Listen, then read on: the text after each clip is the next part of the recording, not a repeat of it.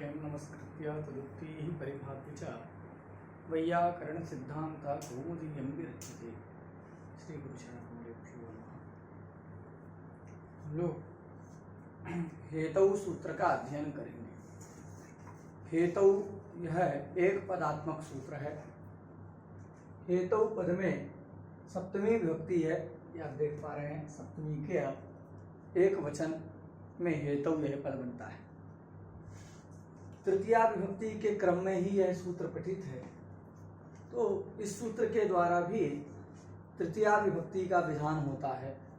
अतः तृतीया पद का संबंध इसमें हो जाएगा। सर्वं वाक्यम क्रियायाम परिसमाप्यते नियम के अनुसार स्यात्, इस क्रियावाचक पद को हम ले आते हैं, तो जिससे अर्थ होता है हेतु तृतीया स्यात्। हेतु की व्याख्या ग्रंथकार कहते हैं कि केवल हेतु का मतलब हेत्वर्थे, हेतु के अर्थ में तृतीया विभक्ति होती है। अथवा हेत्वर्थ में विद्यमान जो प्रातिपदिक है उस प्रातिपदिक से तृतीया विभक्ति होती है, ऐसा इस वाक्य का अर्थ फलीभूत होता है। अब इसको हमको समझना है कि हेत्वर्थे तृतीया स्यात्, तो सबसे पहले हमको जानना पड़ेगा हेतु क्या है। तब तो हेतु के अर्थ का निश्चय करेंगे और उस अर्थ में तृतीया विभक्ति का विधान किया जाएगा। तो देखो हेतु क्या है, तो व्याकरण शास्त्र में एक हेतु संज्ञा होती है। हेतु संज्ञा करने वाला सूत्र है तत्प्रयोजको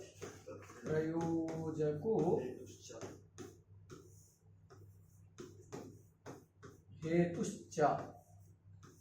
तो तत्प्रयोजको हेतुश्च, इस सूत्र के द्वारा प्रयोजक की जो प्रेरक होता है उसकी क्या होती है, हेतु संज्ञा होती है।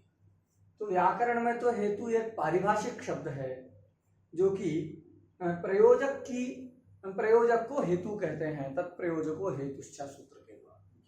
तो क्या व्याकरण शास्त्र के द्वारा बोधित जो हेतु है उसी हेतु का इस सूत्र में ग्रहण है, अथवा हेतु शब्द के द्वारा किसी अन्य अर्थ का ग्रहण यहां पर अभीष्ट है।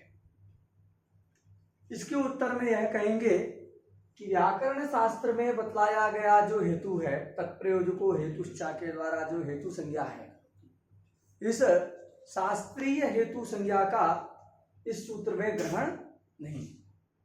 क्यों? तो कहे अगर शास्त्रीय हेतु का ग्रहण होता तो हेतु सूत्र को बनाने की आवश्यकता ही नहीं होती। उसका कारण यह है कि हेतु संज्ञा करने वाला जो सूत्र है तत्प्रयोजको हेतुश्चा, इसमें ये चा भी दिख रहा है। तो ये जो चा है, चा के द्वारा इसमें कर्तृ संज्ञा का समावेश होता है, तो उसकी हेतु संज्ञा भी होती है और कर्तृ संज्ञा भी होती है। तो अगर शास्त्रीय हेतु लेंगे तो वह शास्त्रीय हेतु के साथ साथ कर्ता भी है। चकार के द्वारा उसकी कर्तृ संज्ञा की जाती है, तो कर्ता हो गया। तो कर्तृकरणयोः तृतीया सूत्र के द्वारा कर्ता में ही तृतीया विभक्ति सिद्ध हो जाएगी। उसी के लिए हेतु सूत्र को बनाने की आवश्यकता इसकी नहीं होती। बात सुना जी? पृथकतया हेतु सूत्र बनाया गया, जिससे पता चलता है कि हेतु शब्द के द्वारा शास्त्रीय हेतु का ग्रहण नहीं करना है। अब तो लोक प्रसिद्ध जो हेतु है उसी का ग्रहण यहाँ पर करना है। लोक में हेतु किसको कहते हैं?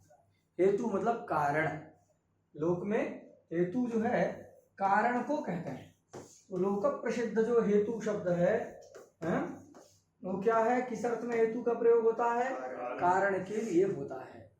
तो यहाँ कारण का ग्रहण करने के लिए हेतु का उल्लेख किया गया है। अब देखिए, जो कारण होता है वो क्या होता है?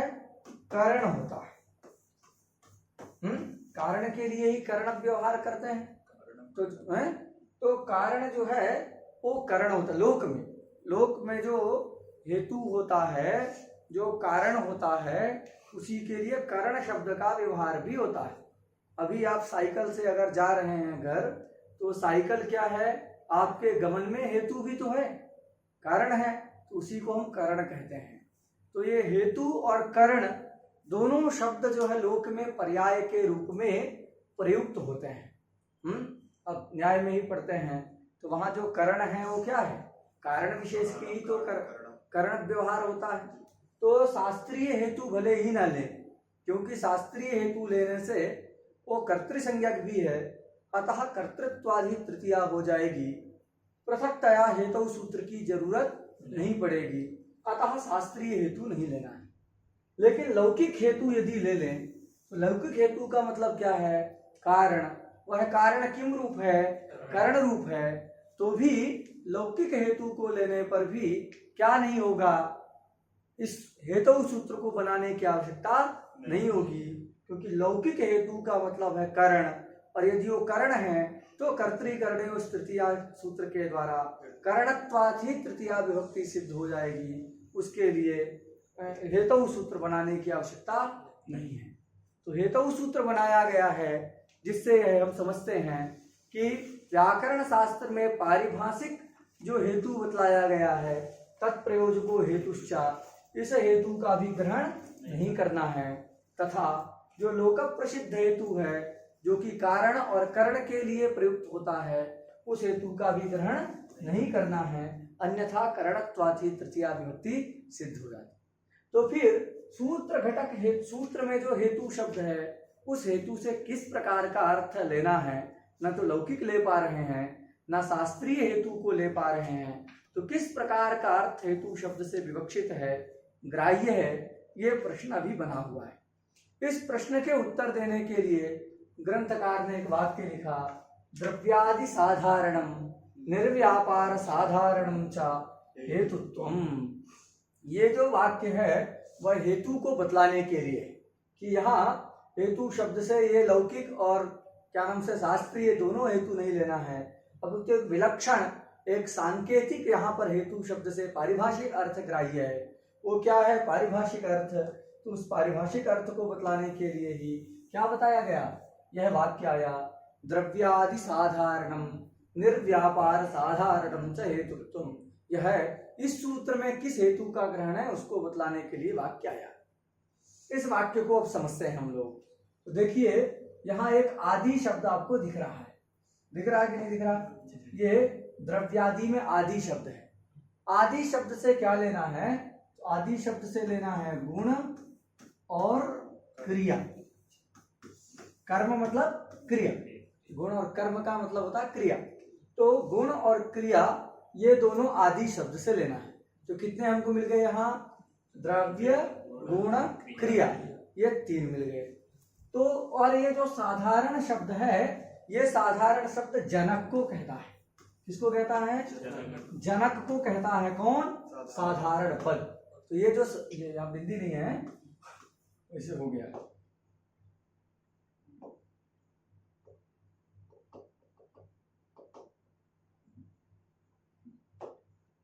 तो साधारण का मतलब क्या है, जनक।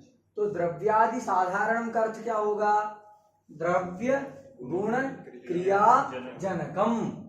बात समझ आ गया।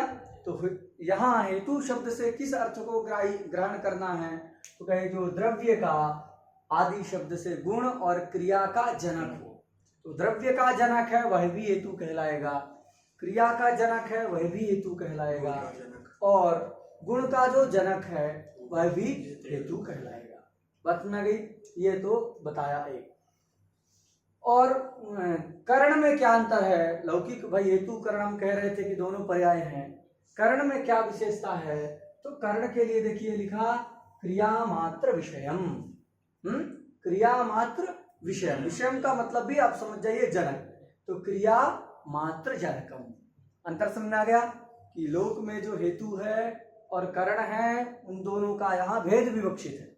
इस सूत्र में हेतु से क्या लेना है, जो द्रव्य गुण तथा क्रिया है, द्रव्य गुण और क्रिया, तो इन तीनों का जो जनक हो, द्रव्य गुण और क्रिया तीनों का जो जनक है उसको हेतु कहते हैं।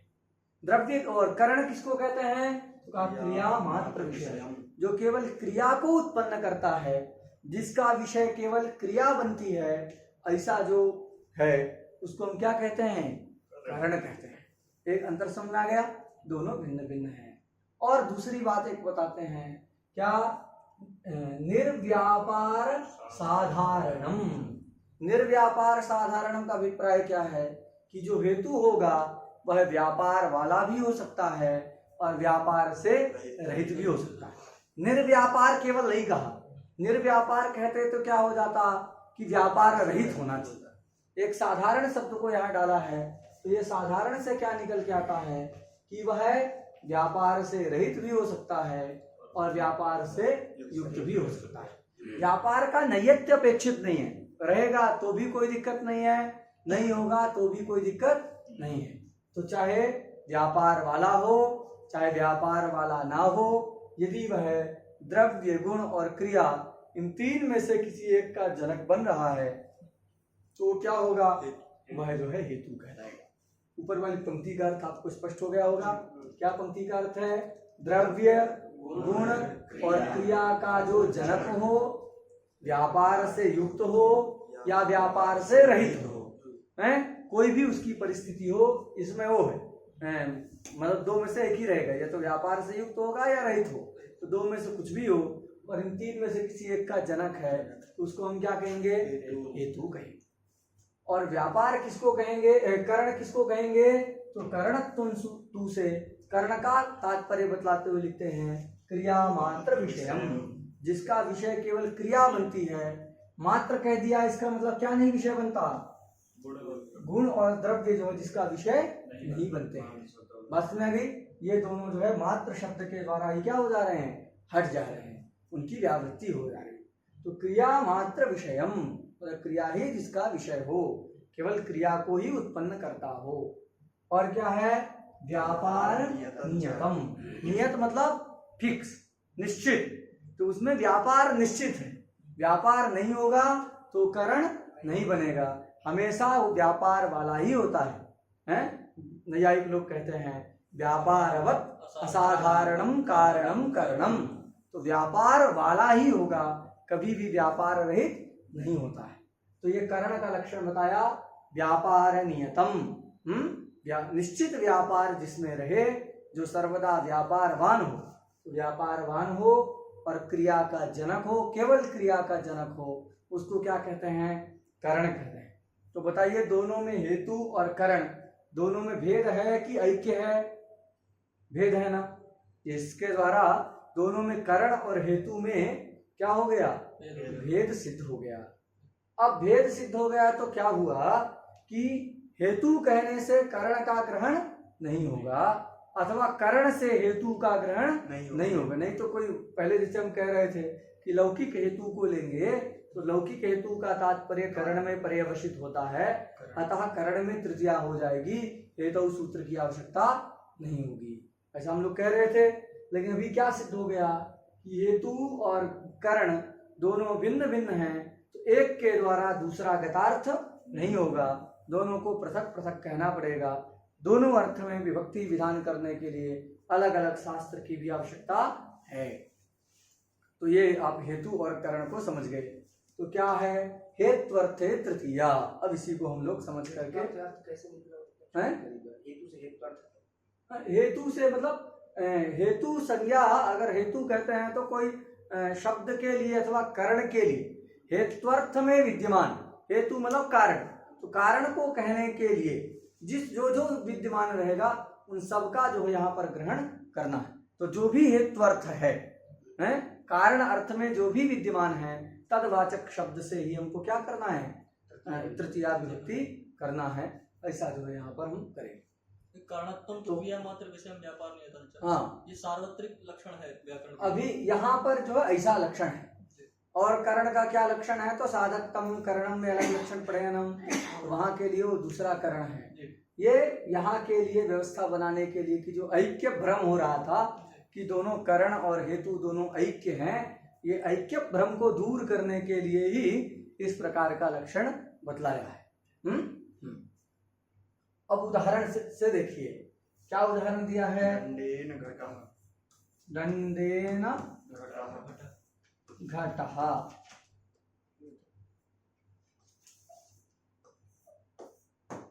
दंडेन घटः, यहाँ देखिए ये जो दंड है वह घट के उत्पत्ति में क्या है, हेतु है। दंड क्या है, घट के उत्पत्ति में हेतु है। ये कारण नहीं हो सकता है। क्यों नहीं हो सकता, क्योंकि ये जो घट है, घट क्या चीज है जी, द्रव्य। कारण क्या होता है, क्रिया मात्र विषयक होता है, केवल क्रिया का जनक होता है, द्रव्य का जनक नहीं होता है। दंड में व्यापार तो रहता है, दंड व्यापार वाला तो है, तो ये वाला लक्षण तो आपका कारण का जा सकता है, व्यापार नियत है। व्यापार हम कहते हैं तज्जन्यत्वे सति तज्जन्य जनकत्वम इत्यादि व्यापार का लक्षण नैयायिक लोग करते हैं। तो व्यापार भी दंड में है ही, दंड में व्यापार तो है, किंतु क्या नहीं है, उसमें क्रिया जनकत्व नहीं है। यह तो घट रूपी द्रव्य को उत्पन्न कर रहा है, इसलिए क्या नहीं हो सकता, ये जो है कारण नहीं हो सकता। क्या नहीं हो सकता, कारण नहीं हो सकता है। क्या बन जाएगा, ये हेतु बन जाएगा, क्योंकि हेतु के लक्षण क्या है, द्रव्य गुण क्रिया में से किसी एक का जनक हो। तो ये दंड किसका जनक है, घट रूपी द्रव्य का जनक है। अतः द्रव्य का जनक हो गया। और व्यापार निर्व्यापार साधारण कहा था कि व्यापार रहे चाहे ना रहे, तो यहाँ पर दंड में क्या है, व्यापारवत्व तो है किंतु क्रिया जनकत्व नहीं है, इसलिए कारण नहीं हो सकता। किंतु द्रव्य जनकत्व को भी क्रिया हेतु शब्द से, द्रव्य जनक को भी हेतु से ग्रहित किया जाता है, ग्रहण किया जाता है। अतः दंड को घटोत्पत्ति में हेतु मान करके उस हेतु अर्थ में विद्यमान जो दंड शब्द है उससे क्या कर दिए, तृतीया विभक्ति हो गई। तो दंडेन घटः। दूसरा उदाहरण क्या है, पुण्येन दृष्टो हरि। पुण्येन दृष्टो हरि। किसी ने बहुत पुण्य किया, उस पुण्य के बल से क्या किया, हरि का दर्शन किया। क्या किया, इस पुण्य के कारण हरि का दर्शन किया। तो देखो दर्शन में ये पुण्य कारण है ना, हरि दर्शन में क्या कारण है, पुण्य कारण है। अब ये देखते हैं तो पुण्य क्या है, ये दर्शन क्या चीज है, क्रिया है। तो ये क्रिया जनक है कि नहीं, तो मन तो लग रहा अच्छा हो गया, कर्ण में आ जाएगा ये, लेकिन ऐसा नहीं है। क्योंकि पुण्य में क्या है, क्रिया जनकत्व तो है किंतु क्या नहीं है, इसमें व्यापार नहीं है। पुण्य में कोई व्यापार नहीं रहता है, तो ये स्वयं पुण्य ही व्यापार बनता है। ऐसा दार्शनिकों का कहना है कि पुण्य ही अपूर्व ही एक व्यापार बनता है। स्वर्ग किए उससे याग किए उससे स्वर्ग मिलता है, उन दोनों के बीच में एक व्यापार का द्वार का माध्यम करता है पुण्य। तो ये स्वयं व्यापार है, इसमें कोई दूसरा व्यापार नहीं रहता है। तो ये क्या नहीं हुआ, व्यापार वाला नहीं। तो यद्यपि हरि कर्मक दर्शन का ये जनक है, हरि कर्मक दर्शन क्रिया का जनक है, तो दर्शन क्रिया का जनक होने पर भी क्या नहीं है, व्यापार नियत नहीं है इसमें। तो ये व्यापार नियत ना होने के कारण क्या नहीं हो पाएगा, कारण नहीं हो पाएगा। और इसमें हेतु होने में कोई दिक्कत नहीं है, क्योंकि क्रिया का जनक हो तो उसको हेतु हो जाता है, व्यापार रहे चाहे ना रहे उसकी आवश्यकता नहीं। इसलिए यहाँ पर भी पुण्य क्या है, दर्शन क्रिया में हेतु है। अतः पुण्य शब्द से तृतीया विभक्ति होकर के पुण्येन दृष्टो हरि इत्यादि वाक्य बन जाते हैं। क्लियर, व्यापार वाला नहीं, व्यापार ही वो स्वयं व्यापार बनता है, वो कभी व्यापार वाला नहीं। विदेशी भाव मान नहीं सकते, वो जरूरत नहीं, यहाँ मुख्य को मान के काम चल जाए। अगर ऐसा होता है कि प्रयोग तो हो रहा है तृतीया, लेकिन अन्य प्रकार से नहीं हो सकता, तो फिर कुछ दूसरा उपाय करके हम कर सकते हैं। लेकिन जब हेतु में सब कार्य हो रहा है, विभक्ति की उत्पत्ति हो रही है, तो व्यपदेशीवत भाव सब करने की आवश्यकता नहीं। ये वैयाकरणों के सब ऐसे है थोड़ा सा, लेकिन यहाँ आवश्यकता नहीं है। आपको हेतु मान करके ही तो हो जाएगा, कोई दिक्कत नहीं है ना। तो ये तो हो गया किसका, ये द्रव्य का उदाहरण दिया, एक क्रिया का उदाहरण दिया। गुण का उदाहरण क्या है, तो गुण का उदाहरण देते हैं पुण्येन ब्रह्म वर्चसः, ऐसा देते हैं। अथवा पुण्येन गौरः, क्या है, पुण्येन गौरः। ये गौर होना भी क्या है, वो गुण है। गौर होना भी क्या है, जो पुण्यात्मा होता है वही गोरा होता है। ऐसा जो लोग उदाहरण देते हैं, पुण्येन गौरहा अथवा कोपेन कोपेन रक्तः है। कोप किया तो क्या हो गया, एकदम लाल हो गया है। तो कोपेन रक्तः, ये किसका उदाहरण है, ये गुण का उदाहरण है। ये रक्त हो गया, गौर हो गया, ब्रह्म वर्चस हो गया, पुण्य से जो है, तपस्या से जो है तेजस्वी हो गया।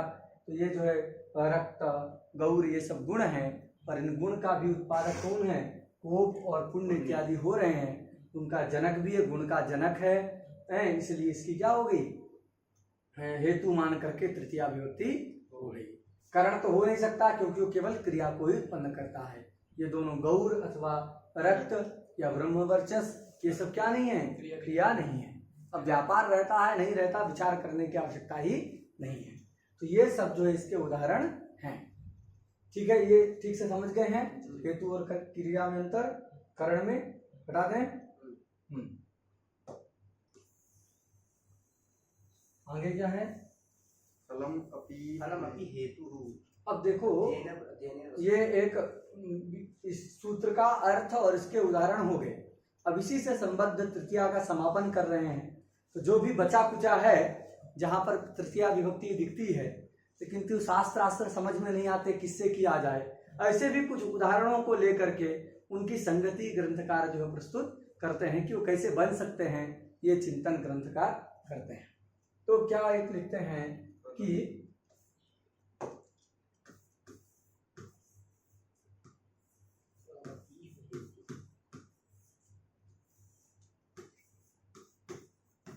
ये कहते हैं कि फलमपि है हेतु, यह लिखा फलमपि यह हेतु। यह मतलब अस्मिन् सूत्रे, यह का अर्थ क्या है, अस्मिन् सूत्रे। ये कौन सूत्र है, हेतु। तो इस हेतु सूत्र में यह का अर्थ है हेतु सूत्रे, ठीक है ना। यह शब्द का अर्थ क्या है, हेतु सूत्रे। इस हेतु सूत्र में, हेतु इस सूत्र में फल भी क्या होता है, हेतु शब्द से ग्रहित होता है। फलमपि यह हेतु, फल भी हेतु शब्द से ग्रहित होता है। बात समझ गया, अर्थ स्पष्ट है। फलमपि यह हेतु, तो हेतु शब्द केवल इसी जगह और सब जगह नहीं, इसलिए यह शब्द को डाल दिया। यह मतलब अस्मिन्नेव सूत्रे, केवल इसी सूत्र में फल शब्द से क्या ले लिया जाता है, हेतु भी ले लिया जाता है। फलमपि हेतु, फल भी हेतु से ग्रहित हो जाता है, विवक्षित होता है। उदाहरण क्या दिया, अध्ययनेन वसति, अध्ययनेन वसति। कहाँ देखो ये वाचक क्रिया है, वसति से क्या बोधित हो रहा है? हाँ, वस निवासे, वस निवासे धातु है, उसी से वसति बना। वसति मतलब वास करता है। वसति मतलब अभी आप काशी में वास कर रहे हैं, तो काशी में वास करने का हेतु क्या है, उसका हेतु है अध्ययन। अध्ययन मतलब फल है। आप काशी में रहेंगे तभी तो पढ़ेंगे, घर में ही रहेंगे तो कैसे पढ़ेंगे, हैं? विश्वविद्यालय में आप हैं, कक्षा चल रही है तभी तो आके आप पढ़ पाएंगे। तो आपके वास का फल क्या है, आप यहाँ वास कर रहे हैं, उसका फल क्या मिल रहा है, तो अध्ययन हो रहा है। ये अध्ययन भी क्या है, यहाँ वास का हेतु मान के, फल है वस्तुतः, वास कर रहे हैं उसी का फल मिल रहा है कि आपको अध्ययन हो रहा है। तो वास का फल क्या है, अध्ययन। यह अध्ययन भी वास के हेतु के रूप में विवक्षा करके उसको हेतु मान करके अध्ययन शब्द से क्या हो जाएगी, तृतीया विभक्ति हो जाती है। तो क्या बन जाता है, अध्ययनेन वसति, ऐसा जो प्रयोग होता है, ठीक है ना। अध्ययनेन वसति, अगर इस प्रकार की विवक्षा नहीं है कि वास का फल क्या है, अध्ययन है, ऐसी सब विवक्षा नहीं है, आप पढ़ने के लिए रह रहे हैं, सीधा सीधा ऐसा ही आप चाह रहे हैं, तो वहां पर अध्ययनाय वसति ऐसा भी प्रयोग साधु होता है, अध्ययन के लिए रहता है, तो अध्ययनाय वसति ऐसा प्रयोग भी होता है। किंतु अगर वास का फल अध्ययन है, ऐसी विवक्षा हो तो फल भी हेतु शब्द से ग्रहित हो जाता है और उसमें तृतीया होकर के अध्ययनेन वसति, ऐसा प्रयोग हो जाता है। बात समझ आ गई? फिर आगे क्या दिए हैं? गम्यमाना क्रिया कारक प्रयोजिका। ये हटा दें, ये भी हटाई देते हैं। चलो, हेतु सूत्र लिखा है क्योंकि पता रहे किसी के अंतर्गत पाठ चल रहा है। क्या है? अब देखो, एक प्रयोग होता है अलम श्रमेण। क्या प्रयोग होता है? अलम श्रमेण। अलम श्रमेण, ऐसा किसी ने प्रयोग किया। ये किस अवस्था में प्रयोग किया है? तो आपको एक कंडीशन जानिए कि कोई एक व्यक्ति है, वो बंजर भूमि है, ऊसर भूमि है, जिसमें कुछ होता नहीं है, लेकिन वो उसमें भिड़ गया कि हम तो यहीं पर जो है खेती करेंगे। बहुत परिश्रम किया, कुछ नहीं हुआ, खोदता है, पत्थर को हटाता है, फेंकता है, तो कोई एक गुजरता हुआ व्यक्ति कहता है, अरे भाई छोड़ दो, ये तुम्हारे बस का नहीं है, यहाँ हो नहीं पाएगा। तो इसलिए कहते हैं अलम श्रमेण। श्रम करना बस कर दो। अलम का मतलब है निषेध। अलम का अर्थ क्या है? तो अलम शब्द के बहुत सारे अर्थ होते हैं।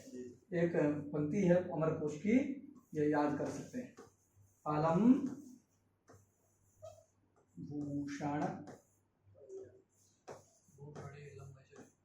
पर्याप्त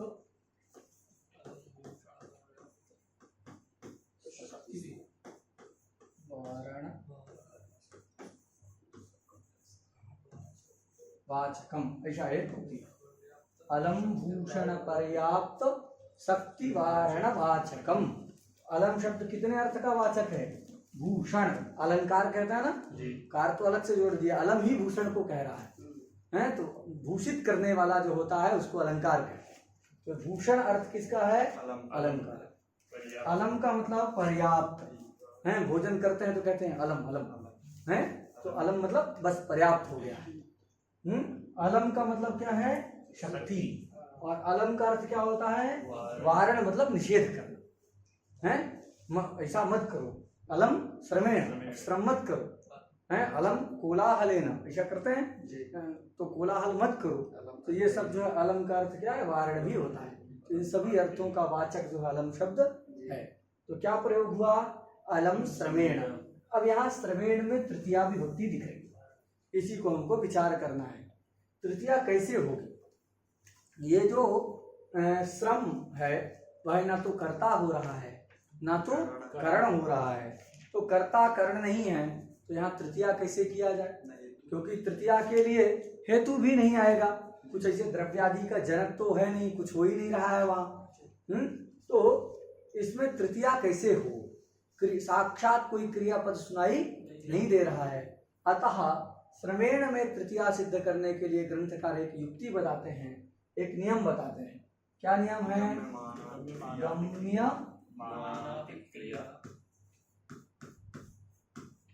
गम्यमानापि क्रिया एक दिन बताए थे वैसे, लेकिन यहाँ पर समझिए विभक्तौ प्रयोजिका।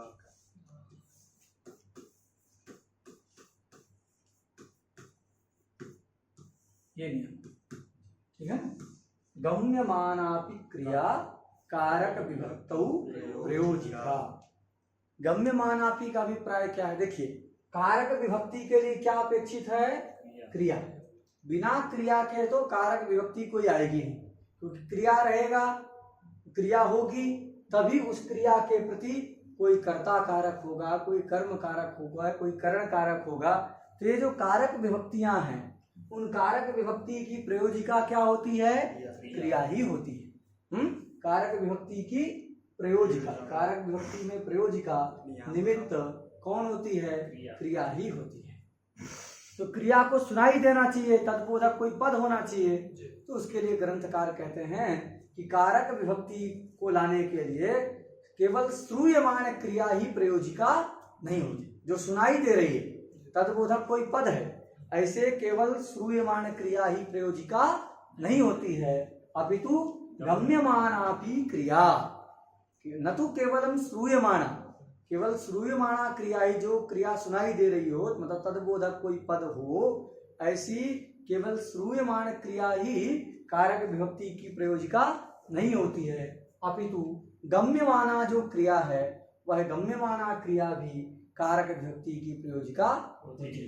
गम्यमाना का क्या मतलब है कि साक्षात श्रूयमाण नहीं है, किसी पदादि का अध्याहार करके उसका यदि लाभ करते हैं तो वह क्रिया क्या होती है, गम्यमाना क्रिया कहलाती है। जैसे हमने कहा घटहा, वृक्षहा, कोई क्रिया नहीं बोले तो वहां क्या समझ में आता है आपको, घटहा मतलब घड़ा, ऐसा कहें तो आप क्या समझते हैं, घड़ा है, ये है समझ में आता है कि नहीं। घटहा अस्थि, हमने अस्थि शब्द का उच्चारण नहीं किया, घटहा, वृक्षहा, प्लक्षहा, ऐसा सब उच्चारण किया, वहां पर एक अस्थि का ज्ञान हो रहा है, सत्ता का ज्ञान हो रहा है प्रकारांतर से। तो ऐसे अध्याहार आदि के द्वारा भी जिस क्रिया का बोध होता है वह क्रिया भी कारक विभक्ति की प्रयोजिका होती है।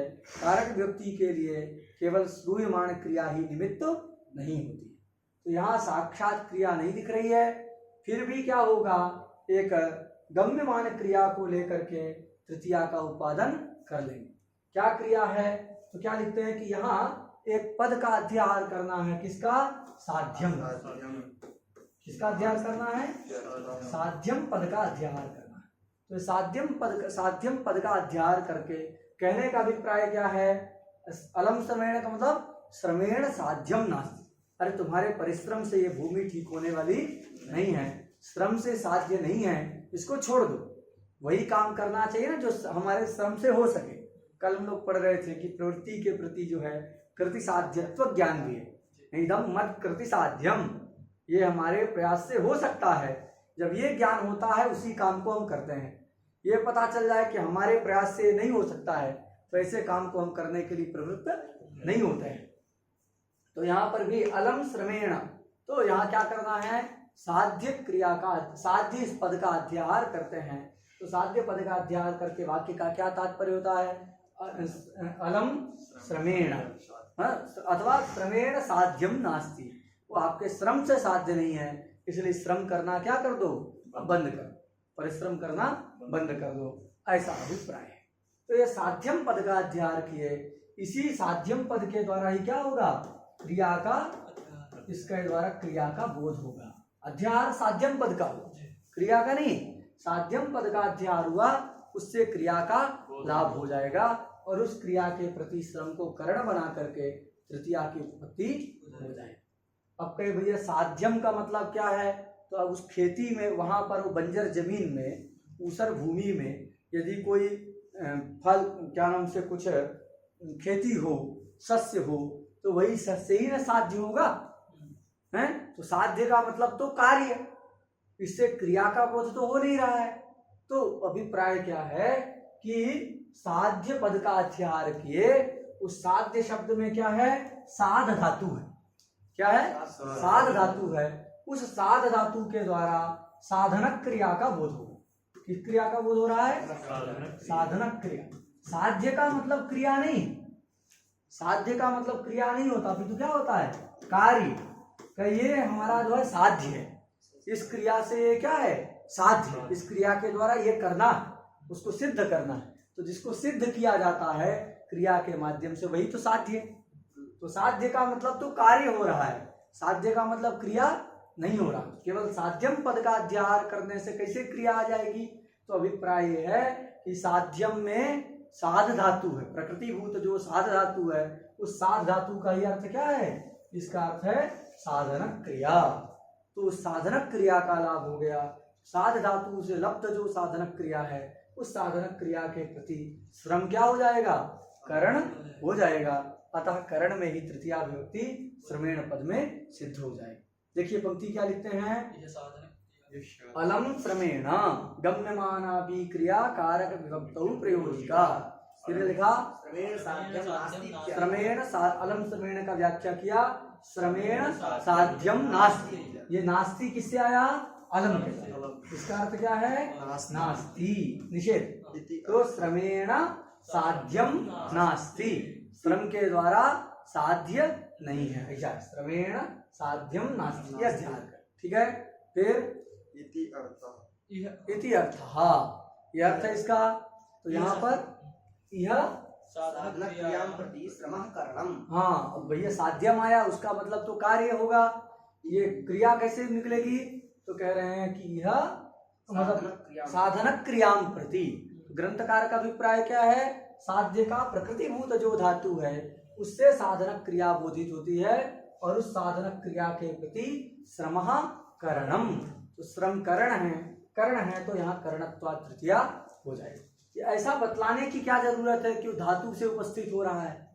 ऐसे ही आप समझ जाइए कि भाई कोई क्रिया आ गई तो कहते हैं देखिए एक नियम है कि जो शब्द से उपस्थित अर्थ होता है उसी अर्थ का क्या होता है? शाब्द बोध में भान होता है, क्या है कि नहीं अशाब्दम शाब्दत्वेन अन्वेति, जो अशाब्द है, जो शब्द से उपस्थित नहीं हुआ है, वह दूसरे शब्द से उपस्थित पदार्थ में अन्वित नहीं होता है। एक शाब्द पदार्थ का दूसरे शब्द में ही अन्वय होता है, शब्द से उपस्थित अर्थ में ही होता है। तो अध्याहार से लब्ध यदि क्रिया है तो उस क्रिया का शाब्द बोध में भान नहीं हो पाएगा। शाब्दी शाकांक्षा शब्दे नहीं वो पूर्यते इत्यादि बहुत सारे नियम। तो इसीलिए यहाँ क्या व्याख्यान किया गया कि ये जो साधनक क्रिया है वह पद से ही उपस्थित है। साध्य प्रकृतिभूत जो धातु है साध धातु, उस धातु से ही उपस्थित हो रहा, पद से ही साधनक क्रिया उपस्थित हो रही है तो उसका शाब्द बोध में भी भान हो जाएगा। ये यहाँ ध्यान दीजिए, ठीक है। ये हो गया, फिर आगे क्या है हटा दें। एक और उदाहरण देते हैं, एक और उदाहरण देते हैं। देखो ये उदाहरण हटा देते हैं और इसी का उदाहरण दे रहे हैं। गम्यमानापि क्रियाकारक व्यक्तो प्रयोजिका का एक उदाहरण दिया, अब एक दूसरा उदाहरण देते हैं। क्या? सतेन वत्सान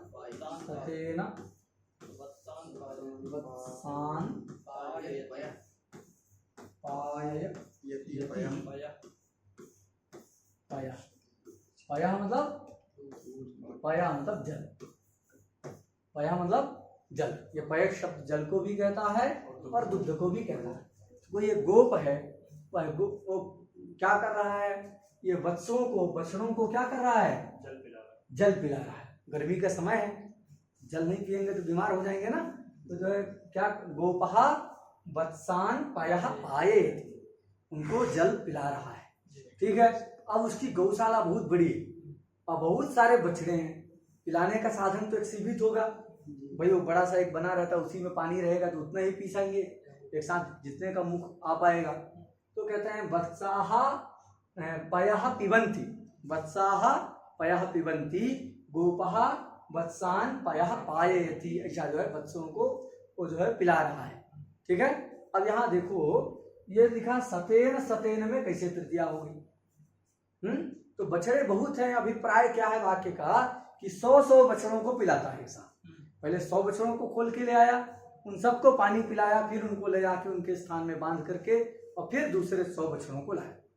तो यहाँ क्या है कि यहाँ भी क्रिया कुछ दिख नहीं रही है कि सत शब्द से तृतीया कर लिया जाए। सत तो पिलाने का कर्ण नहीं है ना, पानक क्रिया में तो कर्ण हो नहीं सकता है, तो कैसे होगा? तो यहाँ एक क्रिया का अध्ययन करते हैं। क्या? परिच्छिद्य,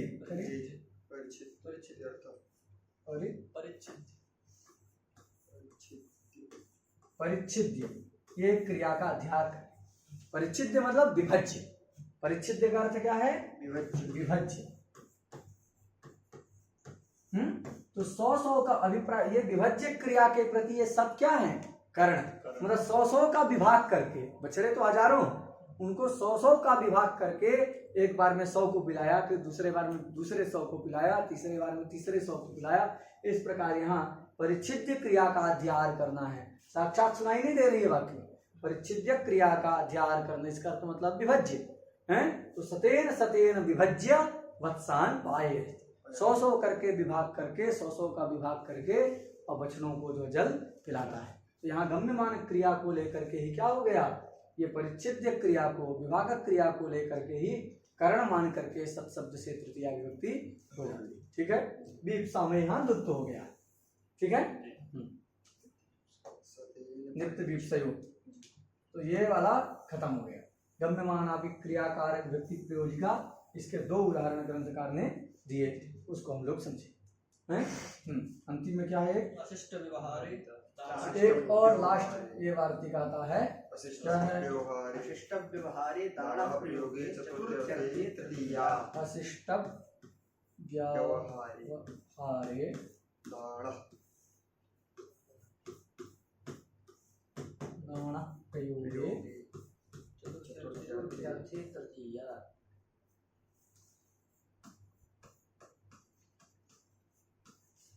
चतुर्थ्यर्थे तृतीया। तृतीया। ये देखो क्या करता है वार्तिक, चतुर्थ्यर्थ में, चतुर्थी विभक्ति का अर्थ क्या है जी, चतुर्थ्यर्थ है संप्रदान। क्या अर्थ है, संप्रदान ही चतुर्थी का मुख्य अर्थ है। बाकी और जो अर्थ आते हैं वो सब गौण है, प्रधान अर्थ तो संप्रदान है। तो चतुर्थ्यर्थ जो संप्रदान है, संप्रदान में क्या विभक्ति होनी चाहिए, चतुर्थी। तो चतुर्थ्यर्थ संप्रदान में ये जो चतुर्थी का अर्थ जो संप्रदान है, उस संप्रदान में क्या करता है, ये तृतीया विभक्ति का विधान करता है। वार्तिक से क्या होता है, चतुर्थ्यर्थ जो संप्रदान है उस संप्रदान में तृतीया विभक्ति का विधान करता है। कब, कहे दान प्रयोगे, दान धातु है जिसका अर्थ है दान करना। तो दान धातु का यदि प्रयोग है, तो दान धातु के प्रयोग रहने पर चतुर्थ्यर्थ जो संप्रदान है उसमें विद्यमान शब्द से तृतीया विभक्ति होती है। एक और शर्त रखा, क्या, अशिष्ट व्यवहार है। व्यवहार में मतलब अशिष्ट व्यवहार का मतलब क्या है, अशिष्टानाम व्यवहारः इति अशिष्ट व्यवहार। अशिष्टों का जो व्यवहार है, अशिष्टों की जो क्रिया है, उस अशिष्टों का व्यवहार, उनकी क्रिया यदि प्रतीत होगी तभी चतुर्थ्यर्थ में तृतीया विभक्ति इस वार्तिक के द्वारा हो। अब अशिष्ट क्या है, अशिष्ट का मतलब जो संकीर्ण है, संकीर्ण जिनका आचरण है उनको अशिष्ट कहते हैं। तो असंकीर्ण व्यवहाराणाम है, असंकीर्ण आचरणानाम शिष्टानाम, उन शिष्टों का यदि व्यवहार, अशिष्टों का व्यवहार यदि आपको पता चल रहा है, जो वेद आदि विरुद्ध आचरण है, जो निषिद्ध आचरण है, उस निषिद्ध आचरण को करने वाले जो व्यक्ति हैं वही क्या है, अशिष्ट। वेद विरुद्ध, वेद निषिद्ध आचरण को करने वाले जो व्यक्ति हैं वही क्या है, अशिष्ट हैं। उन अशिष्टों का व्यवहार यदि पता चल रहा है तो दान धातु के प्रयोग रहने पर चतुर्थ्यर्थ जो संप्रदान है उसमें तृतीया विभक्ति होती है। क्या उदाहरण दिया, दास्या संयच्छते कामुकः, दास्या संयच्छते संयच्छते कामुकः। कामुकः। तो ये देखो दासी को दे रहा है, दासी है, उस दासी को कुछ क्या कर रहा है, धन या आभूषण इत्यादि कुछ दे रहा है। तो धन आभूषण सब कुछ जो है ये दासी को दे रहा है। तो यहाँ पर दान धातु का प्रयोग है, उसी को यच्छ आदेश हो गया है दा के स्थान में। तो दान धातु का प्रयोग है ना, पहली शर्त मिल गई। दान धातु का प्रयोग है, दे किसको रहा है, दासी को। तो दासी क्या हो गया, संप्रदान हो गई। तो चतुर्थ्यर्थ जो संप्रदान है वो है दासी। तो उस दासी से मतलब चतुर्थ्यर्थ जो संप्रदान है उस अर्थ में विद्यमान जो शब्द है, दासी शब्द है यहाँ, उससे जो इस सूत्र के द्वारा क्या होती है, तृतीया विभक्ति होती है। दास्या संयच्छते, कहे भाई दासी को देना कोई बुरी बात तो नहीं है, दासी भाई काम करती है आपके घर में, सेवा करती है, साफ सफाई करती है, धन दे दिए, कुछ आभूषण दे दिए, वस्त्र दे दिए त्योहार में, तो ये तो बुरा नहीं है। तो अशिष्ट व्यवहार कहाँ, ये तो शिष्ट व्यवहार ही है। तो अशिष्ट व्यवहार को बतलाने के लिए यहाँ शब्द प्रयोग कर दिया काम कहा है, कि वो ऐसा हंसी खुशी दे रहा है ऐसी बात नहीं है, वो जो है क्या नाम से रति की कामना से, उससे प्रेम की कामना से जो है उसको दान दे रहा है। तो वो शिष्टों का व्यवहार नहीं है ना, दासी से परकीय स्त्री से रति करना, उससे स्नेह रखना, ये तो शिष्टों का व्यवहार नहीं है। धर्मशास्त्र में निषिद्ध है, वेद शास्त्र आदि के द्वारा निषेध किया जाता है। तो कामुका पद से बताया कि कोई कामुक व्यक्ति है और रति की कामना से प्रेम के लिए दासी को जो है धन दे रहा है। तो ये अशिष्ट व्यवहार यहाँ पता चल रहा है, इसलिए अशिष्ट व्यवहार गम्यमान रहने पर यहाँ दान धातु का प्रयोग है और उसका जो संप्रदान है उस संप्रदान चतुर्थी होनी चाहिए, लेकिन क्या हो गया, तृतीया विभक्ति होकर के दास्या संयच्छते कामुकः ऐसा जो है ये वाक्य बनता है। क्लियर? अगर वो अपनी पत्नी को ही दे रहा है कि भाई हम पत्नी प्रसन्न हो जाए, हमारी सैलरी आई है कुछ, उसको ले जा करके आभूषण वस्त्र दे दें, प्रसन्न हो जाए, है तो ऐसे दे रहा है तो ये तो धर्म ही है। पत्नी को प्रसन्न रखना उसका कर्तव्य है, वो अशिष्ट व्यवहार नहीं है। इसलिए वहां पर क्या होगा? चतुर्थी नहीं होगी, क्या होगी?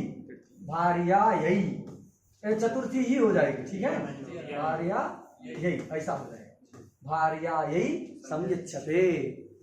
तो भार्या यही समयच्छते इत्यादि जो है यहाँ पर क्या है, उसको तो प्रसन्न रखना उसका दायित्व है, इसलिए चतुर्थी विभक्ति नहीं होती है, क्योंकि शिष्ट व्यवहार है, अशिष्ट व्यवहार नहीं है। अशिष्ट व्यवहार रहने पर ही चतुर्थी अर्थ में तृतीया विभक्ति इसके द्वारा होती है। ठीक है, और कुछ है? धर्मे तु भार्यायै सम्यच्छति।